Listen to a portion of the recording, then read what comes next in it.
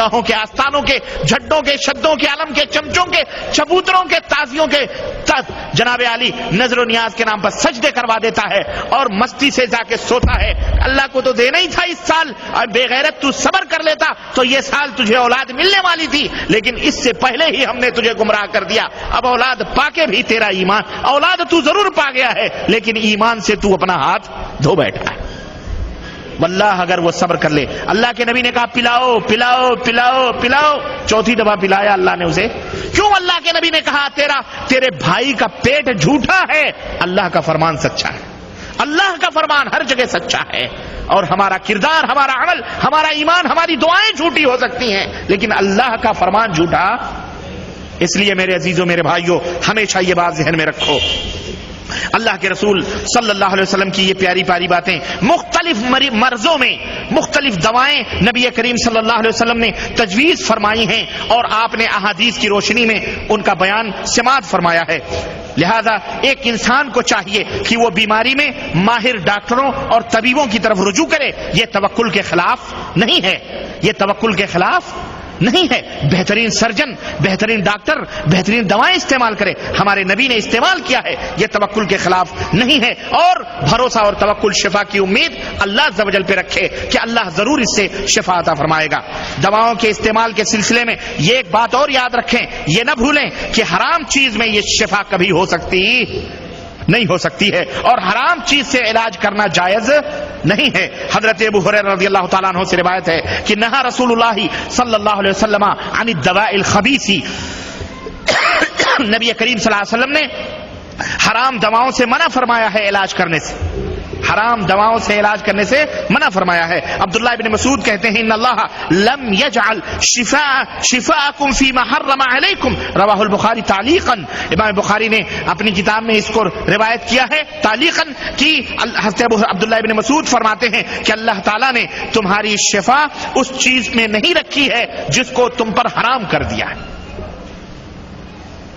अब कोई ये ना कहे शराब पी लो शिफा हो जाएगी, खिंजीर खा लो शिफा हो जाएगी, कुत्ता खा लो शिफा हो जाएगी, सूद खा लो फायदा हो जाएगा, उसमें कोई शिफा उफा नहीं। हराम चीजों में कोई फायदा बोलो नहीं। हजरत तारिक बिन सुवैद हदरमी कहते हैं कि नबी करीम सल्लल्लाहु अलैहि वसल्लम से शराब तैयार करने से मुतालिक दरियाफ्त किया तो आपने उसको मना फरमाया, तो उन्होंने आपसे अर्ज किया कि मैं दवा के लिए इसको इस्तेमाल करना चाह रहा हूं, तो नबी करीम सल्लल्लाहु अलैहि वसल्लम ने फरमाया इन्नहु लैसा बिदवाइन वलाकिन्नहु दाउन, रवाहु मुस्लिम। सही मुस्लिम के अंदर यह हदीस पाक मौजूद है कि नबी ने उस आदमी से जब उसने कहा मैं दवा के लिए तैयार कर रहा हूं, तो नबी सल्लल्लाहु अलैहि वसल्लम ने फरमाया यकीनन वो दवा नहीं है बल्कि वो तो बीमारी है, वो मर्ज है, वो बीमारी है। और इसी तरह बेशुमार अहादीस मेरे अजीजों इस तरह से अहादीस पाक मौजूद हैं। तो इलाज का एक तरीका किससे हुआ? दवाओं से, ठीक है। और इलाज का दूसरा तरीका मैं बतला दूं किससे? दुआओं से, और उसके ज़ाब्ते और उसके उसूल मैं आपको बतला दूं। इस्लाम ने बयान फरमाया है, और वो ये है कि कुरानी आयात, अज़कार और दुआओं से, झाड़ फूंक के जरिए से, बल्कि कुछ बीमारियां ऐसी हैं जिनका इलाज दवाओं से नहीं बल्कि झाड़ फूंक के जरिए से मुमकिन होता है। मसलन नजर बद है, नजर बद समझते हैं जिसको कहते हैं, हमारे यहाँ क्या कहते हैं उसको? नजर लगना, न बुरी नजर लगना। इसी तरह जादू है, आसेब है, टोने हैं, ये तमाम सब चीजें दवाओं से नहीं सही होती हैं बल्कि इनका ताल्लुक किससे है? दुआओं से। और इसके लिए इस्लाम ने दरवाजे खोले हैं कि दुआएं, झाड़ फूक ये तुम्हारे लिए हलाल है। चुनांचे अम्मा आयशा सिद्दीक़ा रज़ियल्लाहु ताला अन्हा से मरवी है कि अमर नबी सल्लल्लाहु अलैहि वसल्लम अन नस्तरक़ी मिनल ऐन, नबी सल्लल्लाहु अलैहि वसल्लम ने हुक्म दिया हम सबको कि हम नजरे बद में झाड़ फूक करें। झाड़ फूक बोलो, हाँ, झाड़ फूक और तावीज और गंडों में फर्क है। तावीज किसको कहते हैं? तावीज कहते हैं जो किसी लोहे पर या चांदी के पत्थर पर या किसी क्या कहते हैं सोने पर या किसी चमड़े पर या किसी कागज पर या किसी भी चीज पर लिख करके उसको मोम जामा वगैरह करके या कैसे भी सिल साल करके उसे गलों में, हाथों पर, रानों पर, यहां पर ये बांधा जाए, इसको क्या कहा जाता है? تعویذ اور گنڈا کہتے ہیں ان لال پیلے ہرے دھاگوں کو جن کے اوپر کچھ پڑھ پڑھ کر کے پھونک پھونک کر کے گرہیں لگائی جاتی ہیں، گنڈے لگائے جاتے ہیں، اور پھر اس کو گلوں میں اور کمر میں یا جہاں جہاں وہ بتاتے ہیں اس کو باندھا جاتا ہے، اس کو کہتے ہیں گنڈا۔ اور جھاڑ پھونک کہتے ہیں قرآنی آیات کو یا قرآنی یا جو اذکار یا دعائیں ثابت ہیں اس کو پڑھنا اور پڑھ کر کے دم کرنا۔ اور دم کرنے کا طریقہ یہ نہیں کہ مائک میں پھونک دو، ہمارے ہاں بر صغیر میں ایسا بھی ہوتا ہے، 27ویں رمضان کو باقاعدے آگے بوتلیں ہی بوتلیں مسجدوں میں نظر آتی، باہر بھی بوتلیں۔ امام اعلان کیا کرتا ہے، اپنی اپنی بوتلیں خالی ڈھکن کھول کے بیٹھو، سب بیچارے کھول کے بیٹھتے ہیں، کہتا میں مائک میں پھونک مارتا ہوں، سب لوگ اپنی اپنی بوتلیں بند کر لو۔ پھر ارے بیچارہ کن کن بوتلوں میں وہ پھونک مارے گا بھائی، اس لیے وہ مائک میں پھونکتا ہے، پھونک دیتا، آپ بوتلیں بند کر لو خلاص۔ واللہ ایسا ہوتا ہے۔ یہ بدعقیدگی کے کتنے بڑے مذاہب ہیں میرے بھائیوں، ہمارے بھولے بھالے مسلمان اس میں ملوث ہیں، مرد عورتیں سب۔ اب ان کو روکو تو کہیں گے یہ وہابی ہیں، یہ فلاں ہیں، یہ فلاں، کیونکہ شیطان نے ان کو یہ رٹی لگائی ہوئی ہے۔ ان سے پوچھو ایمان کے ارکان کتنے، ان کو پتہ نہیں ہے۔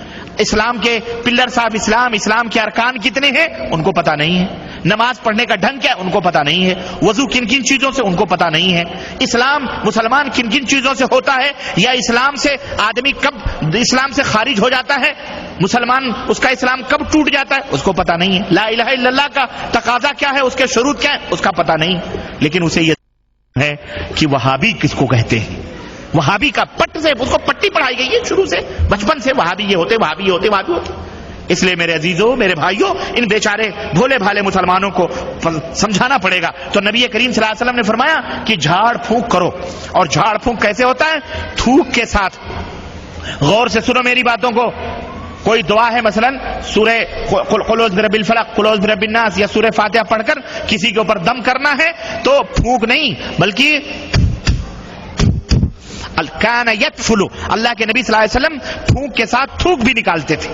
تھوک کے اثرات اس پانی میں اس آدمی کے چہرے پر یا بچے کے سینے پر، اس کے سینے پر پڑنے چاہیے اثرات۔ یہ ہوتا ہے رقیہ، جس کو کہتے ہیں جھاڑ پھونک اردو میں، اور عربی میں اس کو کہتے ہیں رقیہ، اور یہ جائز ہے۔ صحیح بخاری اور صحیح مسلم کی اس حدیث سے ثابت ہے۔ حضرت ام سلمہ رضی اللہ تعالیٰ عنہ کہتی ہیں کہ ان نبی صلی اللہ علیہ وسلم رأى فی بیتها جاریۃ فی وجهها صفعہ، یعنی صفرہ، ایک لونڈی تھی نبی صلی اللہ علیہ وسلم کے گھر میں، ان کے گھر میں اس کو نبی صلی اللہ علیہ وسلم دیکھا جس کا اس کا چہرہ پیلا ہو چکا تھا۔ فقال استرقوا لها فإن بها النظرہ، اس لونڈی کی جھاڑ پھونک کرواؤ، اس لیے کہ اس کو بری نظر لگی، چہرہ پیلا ہو چکا ہے، اس کا کمزور ہوتی جا رہی ہے، اس کو بری نظر لگی ہے۔ اسی طرح یہ بھی صحیح بخاری اور صحیح مسلم کی روایت میں ہے۔ اس لیے حضرت انس رضی اللہ تعالیٰ عنہ کہتے ہیں کہ رخص رسول اللہ صلی اللہ علیہ وسلم فی الرقیہ من العین، نظر بد لگ جائے تو نبی کریم صلی اللہ علیہ وسلم نے جھاڑ پھونک کی اجازت دی ہے۔ والحمى والنملہ، ڈنک مارنے اور پہلو کی پھنسیوں کے علاج میں جھاڑ پھونک کرنے کی اجازت نبی کریم صلی اللہ علیہ وسلم نے دی ہے۔ اسی طرح سے حضرت شفا بنت عبداللہ کہتی ہیں کہ دخل رسول اللہ صلی اللہ علیہ وسلم وانا عند حفصہ، میں حفصہ کے پاس تھی اور نبی کریم صلی اللہ علیہ وسلم میرے پاس آئے، فقال الا تعلمین هذه رقیۃ النملہ كما علمتیها الکتاب۔ ام المؤمنین حفصہ رضی اللہ تعالی عنہا جو حضرت عمر فاروق اعظم کی کون ہیں؟ صاحبزادی ہیں، ان کے پاس حضرت شفا بنت عبداللہ موجود تھی، تو نبی کریم صلی اللہ علیہ وسلم نے ان سے فرمایا کہ تم پہلو کے پھنسیوں کی دعا انہیں کیوں نہیں سکھا دیتی، جس طرح ان کو لکھنا تم نے سکھلایا ہے، اسی طرح پہلوؤں میں جو پھنسیاں نکلتی ہیں اس کی بھی جھاڑ پھونک ہوتی ہے، وہ دعا ان کو سکھلا دو۔ تو اس طرح اللہ کے نبی سے کی حدیث پاک سے یہ بات ثابت ہوتی ہے کہ ایسی دعاؤں کا سکھلانا اور سیکھنا جس میں شرکیہ کلمات، شرکیہ الفاظ نہ ہو، اذکار ہو، دعائیں ہوں، کسی کو معلوم ہو تو کیا ہے یہ جائز ہے۔ حضرت عوف بن مالک کہتے ہیں کہ کنا نرقی فی الجاہلیہ، ہم جاہلیت کے زمانے میں جھاڑ پھونک کرتے تھے، تو نبی کریم صلی اللہ علیہ وسلم نے ہم نے عرض کیا اس سلسلے میں آپ کیا فرماتے ہیں کہ ہم جاہلیت کے زمانے میں، کفر کے زمانے میں جھاڑ پھونک کرتے تھے؟ تو اللہ کے نبی صلی اللہ علیہ وسلم نے فرمایا اعرضوا علی رقاکم، اپنے اس جو جھاڑ پھونک پڑھتے ہو اس کو ہمارے اوپر پیش کرو، پڑھو کیسے تم علاج کرتے تھے۔ تو کہتے ہیں کہ آپ صلی اللہ علیہ وسلم نے فرمایا کہ اگر شرکیہ کلمات نہ ہو تو کوئی حرج نہیں ہے، شرکیہ کلمات نہیں ہونے چاہیے، ٹھیک ہے۔ اسی طرح بہت سارے، اسی طرح نبی کریم صلی اللہ، حضرت عائشہ صدیقہ کہتی ہیں کہ نبی کریم صلی اللہ علیہ وسلم جب بیمار پڑتے تو قل اعوذ برب الفلق، قل ناس پڑھ کر اپنے اوپر دم کرتے، اور جب آپ کی بیماری بڑھ گئی تو میں آپ کے اوپر پڑھتی تھی، آپ کے ہاتھوں پر میں دم کرتی تھی اور آپ کے ہاتھوں کو آپ کے جسم اطہر پر پھیرتی تھی، تاکہ آپ کے پورے جسم کے اوپر، تاکہ آپ کے ہاتھوں کی برکت آپ کے جسم کو بھی حاصل ہو۔ تو ہاتھوں کے اوپر دم کرنا اور پورے جسم کے اوپر بچے کے یا اپنے بیوی یا اپنے ماں اپنی بہن پھیرنا، یہ بھی کیا ہے؟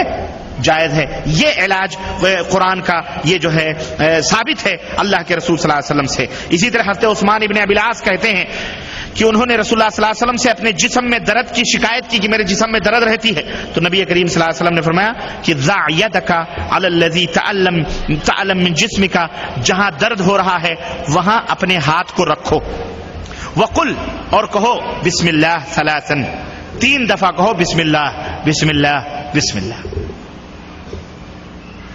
ہاں، جہاں درد ہو رہا ہے وہاں ہاتھ رکھو اور کیا کہو؟ بسم اللہ بسم اللہ بسم اللہ۔ وقل 7 مرات، اور کہو 7 مرتبہ اعوذ باللہ وقدرتہ من شر ما اجد وحاذر، من شر ما اجد وحاذر، اعوذ باللہ وقدرتہ من، بولو، من شر ما اجد وحاذر، کہ میں یہ دعا یعنی 7 مرتبہ پڑھو، انشاءاللہ وہ درد کیا ہو جائے گا؟ دور ہو جائے گا۔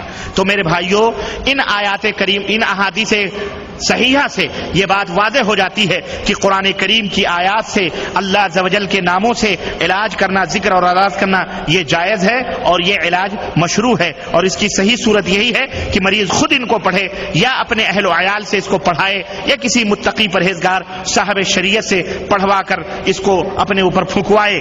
کسی فاسق و فاجر، مشرک، بدعتی، شعبدے باز، جاہل، بے عمل لوگوں سے جھاڑ پھونک بھی کروانا یہ جائز اور درست بولو نہیں ہے، حرام ہے۔ اور اس سلسلے میں علماء اس بات کے اوپر متفق ہیں، اور علماء کا اس بات کے اوپر میرے بھائیوں اور میرے دوستوں اجماع ہے کہ ان تمام سب چیزوں سے علاج کروانا جائز ہے۔ تو قرآن کریم میں اور احادیث کے آیات سے یہ بات واضح ہو گئی کہ، اور بعض علماء نے اس سلسلے میں یہ بھی بتلایا ہے کہ جو عربی جانتا ہو، عربی کے علاوہ دوسری زبان میں وہی دعا کرے، یعنی عربی زبان میں دعا کرے، عربی کے علاوہ کوئی دوسری زبان میں کوئی آدمی گڑبڑ گڑبڑ گڑبڑ گڑبڑ کرے، یہ جائز اور درست نہیں ہے، بلکہ عربی زبان ہو، عربی زبان نہیں جانتے تو بہرحال وہ جائز نہیں۔ اور جھاڑ پھونک کے تعلق سے علماء نے 3 شرطیں رکھی۔ نمبر 1، سنو، جھاڑ پھونک کے تعلق سے علماء نے 3 شرطیں رکھی ہیں۔ نمبر 1، قرآنی آیات ہو یا اللہ کے اسماء اور صفات سے کیا جائے، نمبر 1۔ نمبر 2، عربی زبان میں ہو جس کے معنی معلوم اور واضح ہوں، یہ بھی نہیں عربی زبان میں ادھر ادھر کی باتیں نہیں بلکہ واضح۔ نمبر 3، یہ عقیدہ ہو کہ جھاڑ پھونک یہ فی نفس ہی کوئی فائدہ مند نہیں ہے، بلکہ ان کے اندر اثر پیدا کرنے والا اللہ عز و جل کی ذات ہے۔ اس عقیدے کے ساتھ وہ علاج کرے تو اس کے لیے جائز ہے۔ اسی طرح ہمارے ہاں دھاگے باندھنا، تانت باندھنا، کڑے پہننا، گھوڑے کے بال، ہاتھی کے دم، فلاں چیزیں ابھی چلتی ہیں، ہے نا، یا عورتیں ولادت کے وقت پتہ نہیں کیا وہ بچے وہ چارپائی کے نیچے چھریاں، چاقو اور پتہ نہیں کیا کیا رکھتی ہیں، یا مدینے کے اندر ادھر جہاں غزوہ احد جہاں ہوا تھا، غزوہ جہاں ہوا تھا شہدائے بدر کا، جو جہاں شہدائے احد دفن ہے، وہاں پر وہ لکڑیاں بکتی ہیں، پتہ نہیں مریم علیہ السلام کی لکڑی، فلاں کی لکڑی، اس کو پکڑ کر کے کہتے ہیں کہ حاملہ عورت بچہ پیدا ہونے کے وقت جو ہے اس کو اپنے ہاتھ میں رکھے تو بڑی آسانی سے ولادت ہو جاتی ہے، نعوذ باللہ۔ اس طرح کے واقعات اور قصے، کہانیاں موجود ہیں، اور یہ دیکھیں یہ تو جاہلوں کی بات ہے، بات آئی ہے تو میں بتلا دوں، یہ دیکھیں یہ تو اعمال قرآنی جو ہے نا، یہ کتاب اعمال قرآنی، یہ جناب علی مولانا اشرف علی تھانوی صاحب، جسیم بک ڈپو، اردو بازار، جامع مسجد دلی، یہ ایک بڑے بھاری فرقے کے بہت بڑے امام ہیں، حکیم الامت بولے جاتے ہیں، انہوں نے بھی اس قسم کی خرافات اپنی اس کتاب میں لکھی ہیں، اعوذ باللہ۔ یہ دیکھیں ایک صفحہ 61 کے اوپر حصہ دوم، اعمال قرآنی حصہ دوم، صفحہ 61 پر لکھتے ہیں کہ جو شخص کسی پوشیدہ چھپی ہوئے معاملات کو دریافت کرنا چاہے، جو آدمی کسی چھپی ہوئی چیز کو دریافت کرنا چاہے، مثلا حاملہ کے شکم میں کیا ہے، لڑکا ہے یا لڑکی ہے، اگر حاملہ عورت کے پیٹ کا حال معلوم کرنا چاہے، یا دفینہ کہاں ہے، یعنی کوئی چیز دفن کی ہوئی بھول گیا کہاں ہے، یا کوئی چیز دفن کر کے بھول گیا، اس کی جگہ نہیں معلوم ہے اس کو، یا غائب کب تک آئے گا، بھاگ گیا ہے کوئی شخص وہ کب تک حاضر ہوگا.